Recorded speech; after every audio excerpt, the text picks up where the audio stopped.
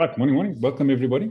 This morning we are doing a day in the life of Auntie Kalipa, formerly known as Thabiso. So, yeah, we as Trevor now, and so we're looking forward to hearing what that day in the life of Thabiso is like, and seeing what insights and inspirations and inputs we can perhaps provide. So. Trevor just forgot to switch his lights on this morning. That's probably why he couldn't find the on button of his computer. But we'll find out about that later. There we go. And there was light. Right. So Thabiso, let's get across to you. So talk to us. Tell us what a day in the life of Thabiso is like at the moment. Okay. I think that it's very difficult to talk about yourself because I don't know where to start exactly. But I think I'll just start years back when I was still working in a call center, and I was working like 12 hours. I hated it. It was horrible. And I just wanted to,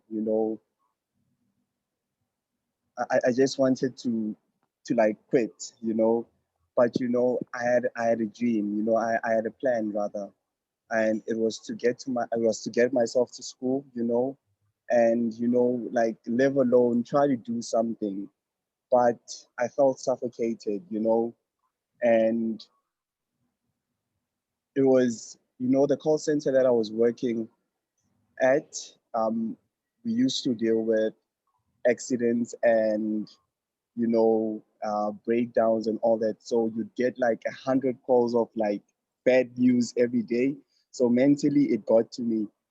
What I really learned from the whole experience of being a call center agent is that you must be emotionally intelligent. You have to know how to regulate people's emotions and listen for the sake of just listening and not to respond, because you would get calls where clients were like, you know, very emotional. And of course, it's understandable. You just had an accident. It is a valuable skill that I actually learned, one that I actually cherish. I think it's so great. Um, but, I wasn't really happy. Um, and it felt like everybody's expectations were like on me, and I had to do what was expected of me. Um, I was constantly in a bad mood. So I just kind of like decided, you know what, no, I'm not going to do this anymore. And I concentrated on things that I really wanted, and I quit varsity. I started writing my screenplay, and I think that's where things actually started opening up for me. I started writing more. I did things that appealed to me, and I started learning about investments. I started learning about trading, and it was good. It was great. And then I got a call from my friend, who lived in Dubai at the time, and he said like he wanted to start a farm, and he wanted a partner to actually assist with that. So I was like, yeah, man, of course. And we actually started the farm in Limpopo, and it was tough. It was difficult.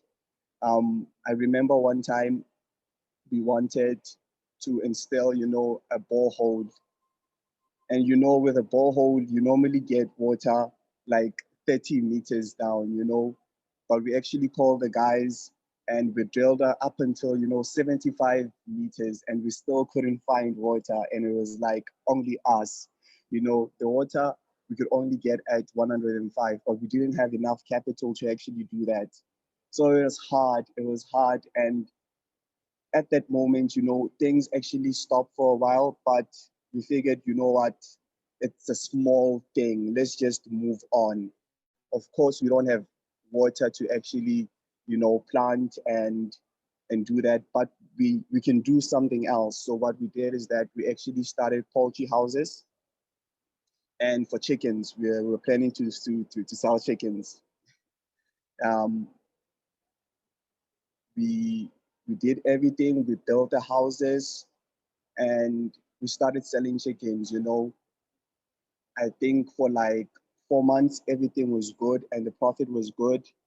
And then there was this on the fifth month that we decided to instill, put in 400 chickens into the poultry house. But we were we were careless in a sense that on one day, it's just that, the community was also very observant, so they were looking at us. So at one moment, we just decided, because we lived in the bushes, at the farm, in the bushes. So one day I told my friend that, you know what, I just want to go, to take a bath because we've been here in the bushes for like a while. So he actually took me to where I can actually take a bath, but that was a big mistake because we were spotted and the guys from the community actually gathered around and they actually stole our chickens, but it was a merciful steal because out of 400 chickens, they actually stole about 330 chickens. We still have 70. It was a hard day and it actually taught us a lot, to actually protect our investments, to not to be so naive, especially when it comes to business. It it opened our eyes to a lot of things, and it is a lesson that I will hold, until I die, because you must always make preemptive. You must always be prepared, and we weren't prepared then, but the momentum was still high, so it was cool. We sold those 70 chickens.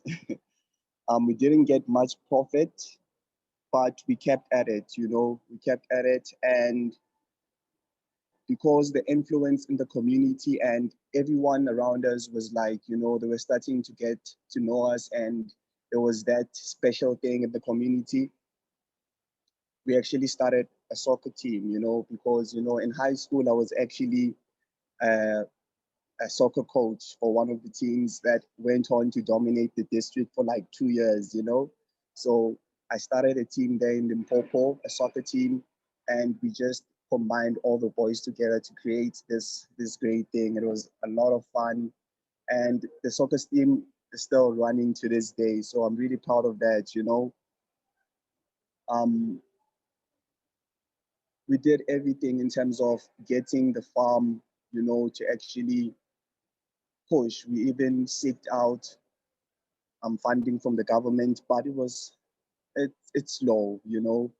On our side, I feel that we did everything.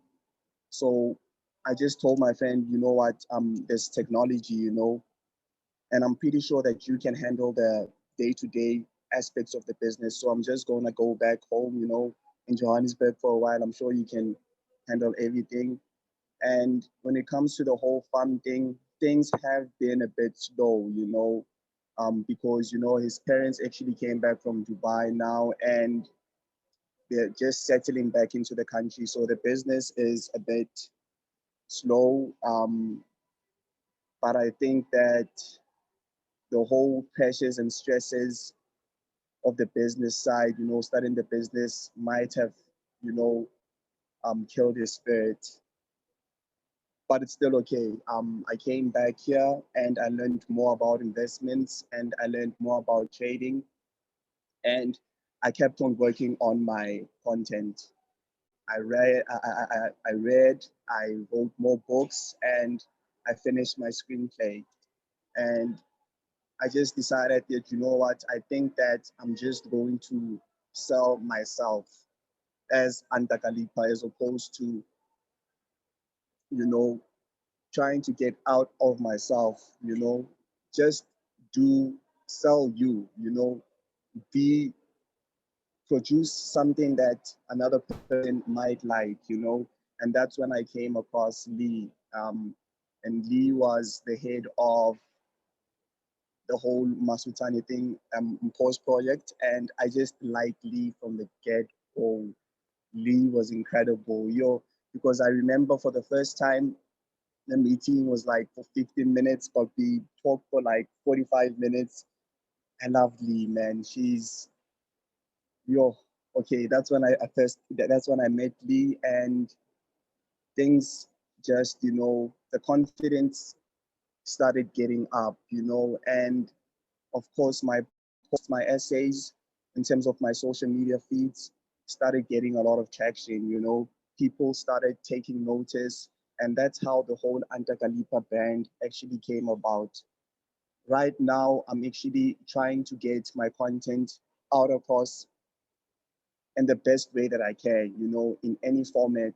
I'm just trying to push out that whole Antakalipa thing, but I'm also looking for business opportunities so that I can actually grow the band. And the life of Antakalipa, man, honestly, it's very simple. I'm also like very introverted. Um, I sit at home a lot and I read a lot of books. I used to have friends, but they didn't add value to my life. So I cut them off.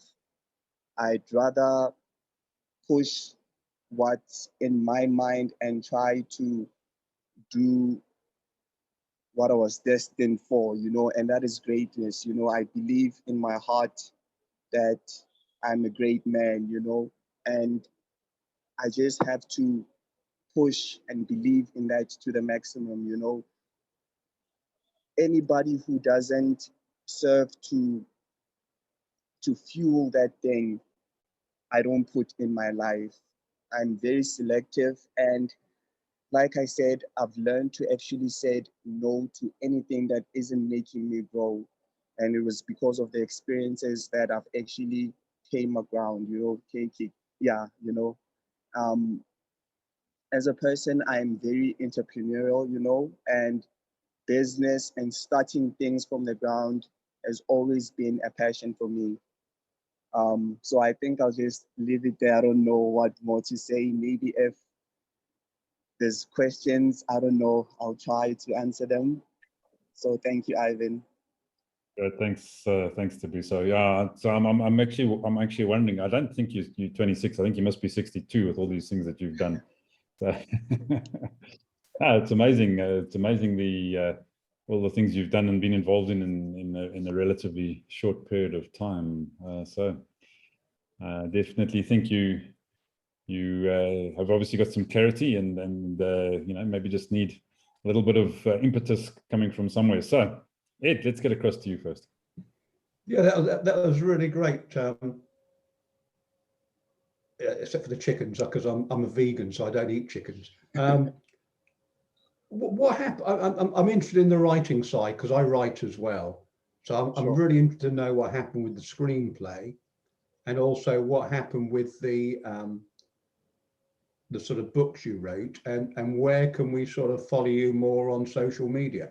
Do we just Google and find you, or can you stick links in the chat? So yeah, I'm very interested in the right, and I'm also fascinated. Now you said you dropped out of varsity, which I assume is dropping out of school. How come you know so much from, people like Nietzsche? You obviously know Karl Marx because of the thing about religion. You've talked about lots of different things, so you have an incredible amount of knowledge, and where did that come from? Okay, honestly, I just read a lot of books. I read a lot of books and I devour a lot of courses, In a course of a year, I think I read maybe like 50 books and like courses, easily 20, So, and my content that I actually consume is actually a lot on self-development. I'm actually very big on that, self-development and just reading a lot of books. That's all I do. I just devour content and material so that I can be better, because I believe that if I can be 1% better, for today, then tomorrow, I'll try again to be 1% better. So self-development is actually a big thing. I just read a lot. And when it comes to my screenplay, it's actually completed. Yeah, it's completed, and I think that maybe one day I'll actually get to, you know, push it. It's actually it's a dream of mine, but of course I have to edit it a bit because it came from a very young Thabiso, you know. So I have to edit it and make sure that it's relevant and it actually it's good content, you know. And when it comes to my books, they're just essays, honestly. They were just essays that I wrote, you know. Sometimes I would just write about love, and I would write, like, you know, like on Facebook, for example, I'd write an essay on love, maybe like 5,000 words, and love about self-realization. I'd write about those things, you know. And if there was this thing on social media, maybe the people actually like the content, I'd actually put the essays together and actually, you know, package it in a book.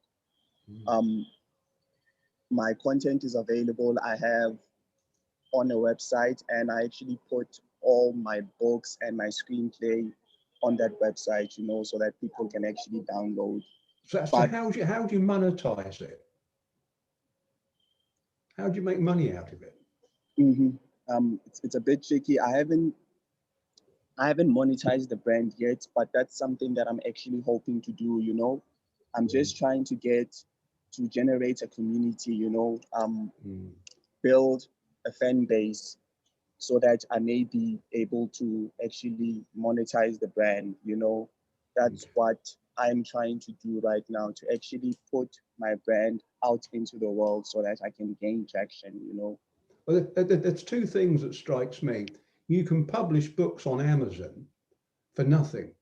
And the other day I was reading a book of essays that a friend of my daughter's wrote. So it costs nothing to do it. You put it on there. It's available both as an ebook and as a physical book. Now I don't know whether they do because they do on-demand printing, and it costs nothing, and the royalties are quite good from that. So that might be something worth looking at. And I'll dig out the post and put it in the chat. So maybe next week sometime, the link to the thing. The other thing is, certainly in the UK and in America and in well, sort of some of the Asian countries, there's a scheme called Buy Me a Coffee. And you have this little button, and if people like what you do, they just buy you a coffee. And what it means is you get $5, £5 or whatever, goes straight in your bank account. You just put the little button on the bottom of your thing. On my business blog, I've got a little thing that says, look, you know, coming up with these ideas takes time and effort. If you think they're any good, buy me a coffee. Buy me a coffee. Okay. And people buy me a coffee. And you can also use that web. I mean, they take about 7% as a handling charge. But yeah, it works, and I should imagine that would work for you. And again, I don't know how well it would go down in South Africa, but it certainly works in other parts of the world. Yeah, amazing. Ivan's put all the links in the chat, so I'll have a look. And I'm really interested in the writing side and the script. What's the screenplay about? I think you just have to, you have to just, you'll see it on the link, you know. I'll go and find it. Yeah. But brilliant. Yeah. And thank you for that. I'll actually take a look at it. Very helpful. Thank you for that, Ed. Great, thanks. Thanks, Ed. Right, Jesper, let's hear your thoughts, and if you've got any comments for Thabiso. Thank you, Thabiso. It's an inspiring story. I think kudos to you, to what a 26-year-old sitting here in the presence of old farts like myself and all the rest around the room. And you know, I'm just thinking how I would probably have been very intimidated when I was young to in this kind of meeting. You know what, you hold your own, and like Ed says, kudos to you for the fact that you have a mind to be developed by surrounding yourself with books, and if you want to know, to develop your mind even further, Trevor will give you a list of books because literally the result of the inputs we've allowed ourselves to have. I think what I picked up from you is, first of all, not be scared to tackle a new experience. I don't know what you studied at university. What did you study initially? It was business management. All right, so that gave you the almost the prompting to say, let me try my hand at business, and that's how you got into chickens, chicken farming. And I'm sure the motivation was everybody eats chicken. Let's be in chicken farming. So it can't fail. But then, like I say, you've learned your lessons in terms of the risk. And I'm just still triggered by the same community stole your chicken. You say that they then later on supported you. Yes, same guys, you know. It's just that people are very unpredictable creatures, you know. So I don't know what to say when it comes to that. But you know, that smile behind our backs, it's that thing, you know. We knew that a particular family was behind, you know, the stealing of the chickens, but they were like, and we were like, it was okay. We knew because it was experience for us because we were wrong, honestly, you know. So I just told my partner that yes, of course, like let's not start anything, you know. We know what happened. Let's reflect, you know. It's our problem. We are wrong. Sure, they stole the chickens, but let's look at things on our side. And that's not react. That's what I told my partner rather. Let's not react. It's fine. We know we have the information. Let's just try to move on. You know, that was the whole thing. So it was like down, like it was. Yeah. No, I can, you know, you didn't give us too much detail there, but I can imagine it could even be a threatening situation. And if you don't handle it correct, then your life could have been in danger. So I mean, the fact was that you then carried on and you went back to the community. So, you know, I would have liked to explore just the psychology that went on head at that stage, but it takes sometimes a very mature person to say, okay, the best is to forgive and to move on. Because if I dwell on that, that can define my whole new future. Not that chicken incident. It's just a story in my life. So no, I think you've handled that well. And I think that you know, even your comment on your call center activity, and I can imagine for someone with your fast mind, how absolutely boring and frustrated it must have been going there every day, knowing what you can almost predict your day.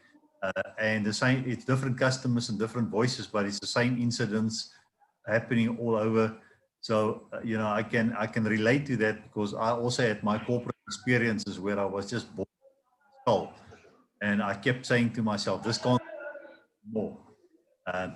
But in that, you said you've learned some valuable skills, and you learned some valuable skills in handling people, make them at ease, and you know, I think that in itself is that we always learn something from everything.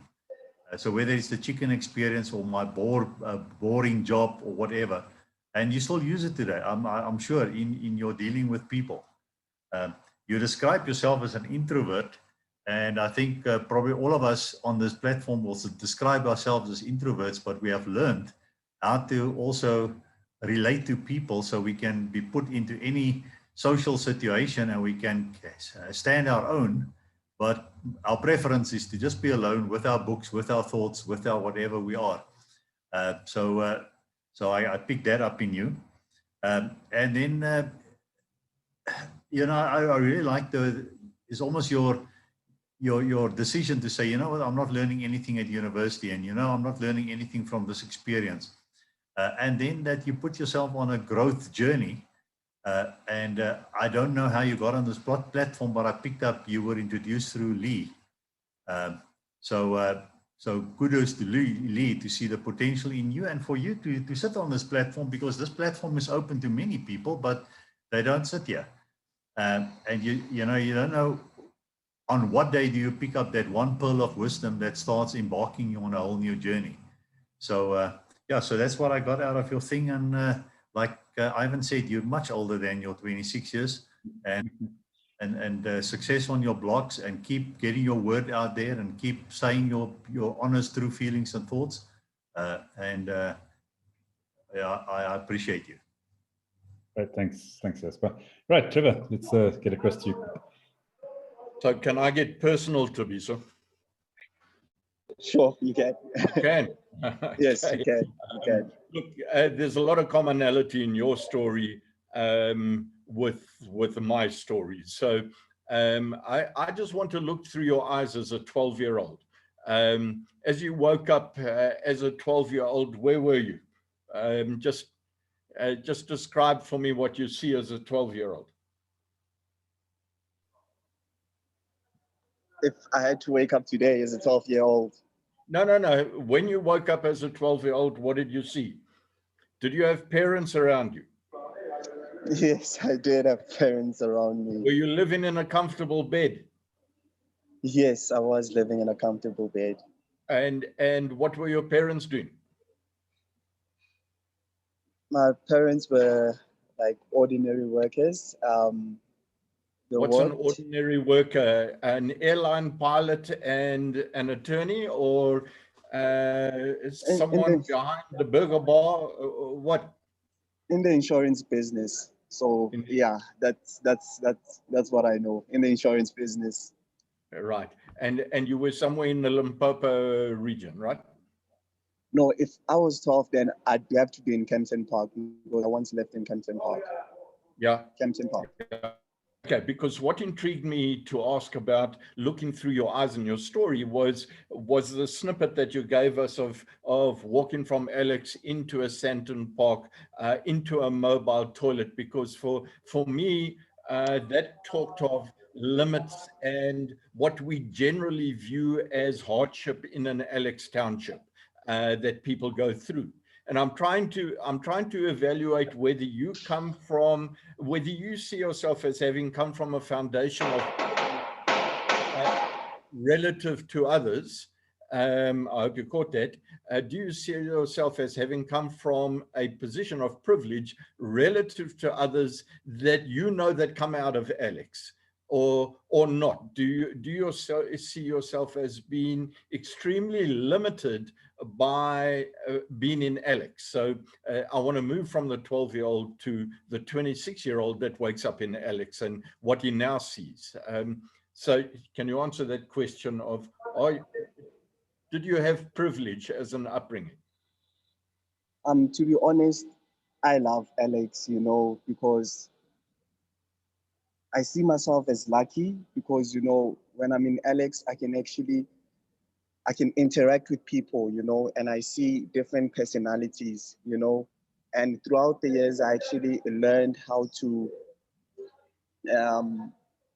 communicate and how to do things with people, how to understand their psychology, how to understand human nature, how emotional intelligence actually does to a person, the importance of listening. So I was always in an environment of, a lot of people, every time there was always family and friends. And for me, my interactions with the people around me were always hearty, So I'm so lucky that, I see myself as lucky to be born in Alex and to be a person of Alex, I just have a different, mentality, and I don't know. I'm just lucky. I just love everything. I know that if I was born like any other place, it wouldn't be the same. I don't think I'd have the quality that I have as an individual right now. So yes, I just see myself as so lucky, and I love Alex, and I loved all my interactions. To be honest with you. So I get you. The dots are, I'm still trying to connect the dots in my mind. You talk of being born in Alex, but you, as a 12-year-old, were in a home in Kempton Park. Wow. And then obviously you're an independent and you found your way back to Alex. Just so in your own environment, are you living in a commune in Alex or in your own environment? In my own environment. Yeah. And so now as a 26-year-old, when you wake up, what do you see in your environment? What have you got there? Because I know Alex. So I want to know where in Alex you're living. When I wake up, Alex is, I just see clustered, it's so clustered. I just see people like, just trying to actually, when you're in Alex, the main thing is to try and get out of Alex, because, Alex can actually consume you. And when you are devoured by Alex, sometimes it's difficult to get out because everything is available within the vicinity of Alex. We have malls, we have everything that you can get, and it's clustered. Everything is just so, close by. It's always an ambition for people to actually get out of Alex, but it's so hard, What I see people with that energy, I see people trying to do their best, to actually live. Some people are just content with the conditions and the environment, but there are people who actually try, to actually get out of Alex, but sometimes there's that resignation, Okay. and because it's... But not you. You are not trying to get out of Alex. Okay, so listen, I'm trying to get out of Alex, obviously. You are. Okay. Well, I am, of course. So listen, I'm just being respectful. I'm beating around the bush here, just because I'm recording. If we weren't on recording, you wouldn't have the respect that I've actually got now. I think I'm treating you like the prosecution or whoever it was treated Cyril Ramaphosa yesterday. They danced around a blooming bush without getting to the point. But look, I'm now interested in where you are at the moment. So you are logging here every morning at 8 o'clock to talk to us in this environment. Where are you? I'm in Sandton, the mall. Sandton, the mall. So Sandton at the mall, and in front of you, what are you at? A takeaway environment. You're using their Wi-Fi, and you're at Starbucks in Sandton, right? Yes, every day in the morning, I actually take a walk and I come to Sandton to come and speak to you guys because it's so much fun to me, and it is a way to better myself, Yeah. I always come back with, I win. Okay. Let me just say that every time I come here, I win, Okay, and I said you're at Starbucks, but you didn't bite on that one, but I will get through to it later. There's one other question I want to ask you. What do you believe is your biggest limitation at the moment? What's holding you back? Nothing. Nothing holding you back?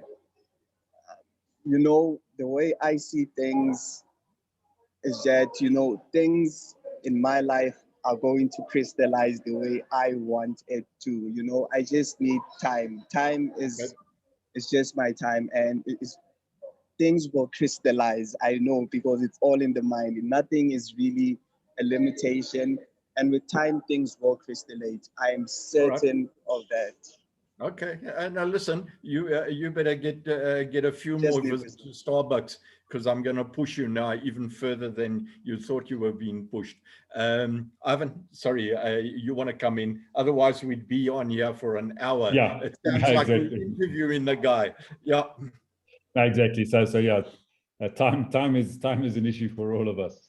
So yeah, we have gone past the bottom of the hour, but it has been a fascinating discussion, and maybe, yeah, we need to pick up a thread from this discussion for Monday morning. So what are your thoughts? Shall we, Trevor, do you want to pick up a thread from this for Monday, or do you want to go in a different direction? You know, maybe it's always got great input and ideas. I'll use one word that I used here, limitations. And maybe that can be related with Thabiso says he sees no limitations. Ed, what's in your mind based on what you heard talking that we might talk about? You asked Thabiso what was holding him back, and he said nothing. Yep. But also Thabiso said he wanted to be out of Alex, but he's still Yep. in Alex. So Yep. there is something holding you back, Thabiso. Yeah, I think- and that's, I had that same disconnect. And so maybe we talk limitations and disconnect and what we need to admit to ourselves to actually take the next steps. I just love this guy. I love Thabiso, man. So I think that'll be exciting to talk about if Thabiso, you're willing to do that, man. Sure, of course. So we're talking about limitations. What's holding you back? Yeah. Limitations on holding, and make no mistake, all of us have those things. We just need to acknowledge them and find ways to deal with them. So yeah, okay, I think that's a fantastic topic. And sorry, we can't miss the fact that he was living in the bush and went out to go and bath. I mean, if I had to tell you some stories about where we came from, you'd fall asleep. So I found that fascinating as well, but we just don't have time at the moment. We'll delve into these later on. Fascinating stories here. Yeah, and Thabiso, if you want, we're back on at 9 o'clock. If you've got the time on your hands with the Chamber Business Chats session, it's on a different link, but you're welcome to join that as well if you want to. Let me just get the link for you and pop it in the chat box. I've put that publishing thing in the chat box as well, Thabiso. Thank you, Ed. I'll just take a look at it. It'd be great to get your essays out there because I think people could benefit from reading what you've written. Yeah, so that's the link for the chamber session that starts at 9 o'clock our time. So you're welcome to join us in that if you want as well. And we've got some strange oak talking about collaboration, I think. But you know, he may be interesting. We'll just have to wait and see. He's got a well-prepared presentation on that. Yeah, I know. Always very well prepared. What is that shirt, by the way? Is that a Leeds United? I don't know soccer, but that's a familiar-looking UK type shirt, is it? Barcelona. Barcelona, there it is. Shows you how much soccer I know. About half the world has just fallen off their chair that I didn't recognize that shirt. Anything I know about Barcelona is Freddie Mercury and Montserrat. So yeah. Exactly, yeah. All right, guys, we have to call it a morning here, but great chatting. Thanks Thabiso, and we'll see you Monday morning. We're going to talk limitations and things that are holding us back. So other than that, have a great weekend. Cheers for now.